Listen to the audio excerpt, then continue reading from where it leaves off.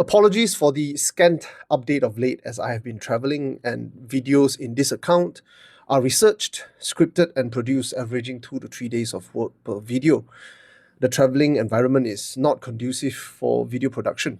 But traveling does increase my reading count. I usually download en masse academic articles in PDF on topics I am interested in, allowing me to read them in my leisure while flying.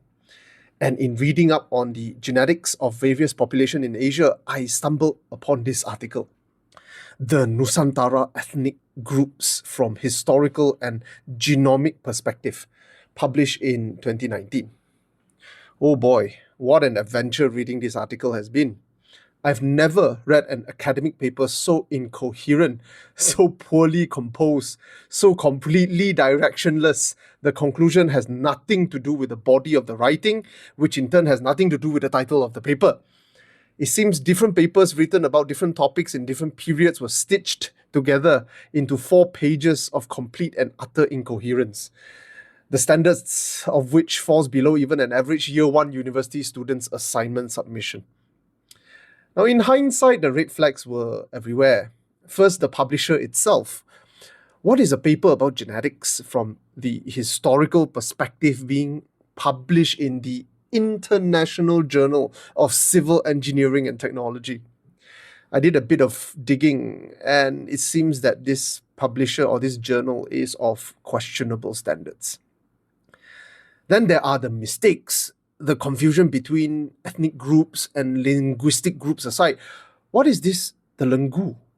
I've heard of Telugu, the language of the Telugu people from Telangana, but Telugu? And this picture of Alam Melayu. In what definition does Alam Melayu includes Hawaii, Rapa Nui, and Madagascar?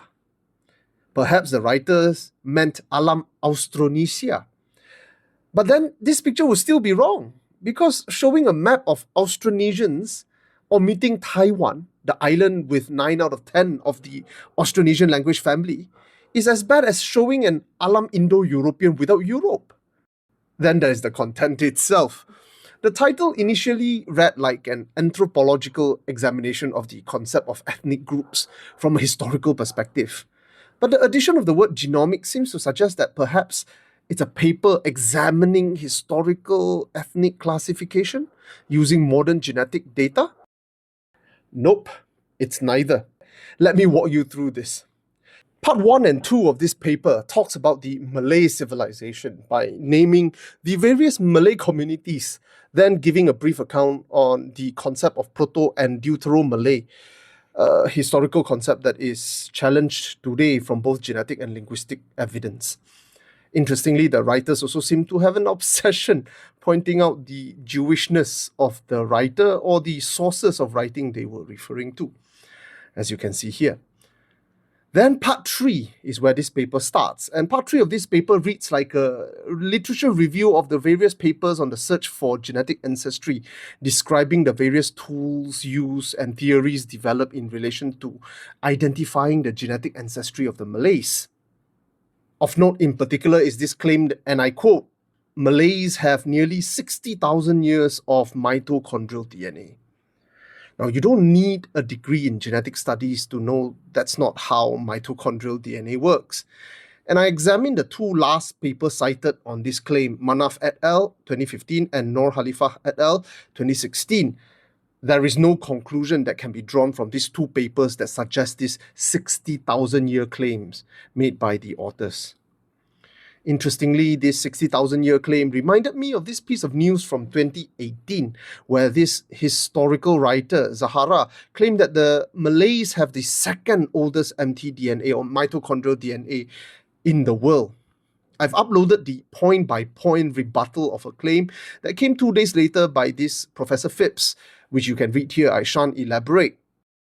In fact, this particular article here compared the mitochondrial DNA of the Malays and Orang Asli groups and found that the majority of Malay mitochondrial DNA falls under this super haplogroup M at 39% of the population. What this paper fails to mention is that haplogroup M is in fact so common throughout Asia that certain population in China, Korea, and Japan has up to 60% of their population carrying this haplogroup. So how do you justify this 60,000-year claim?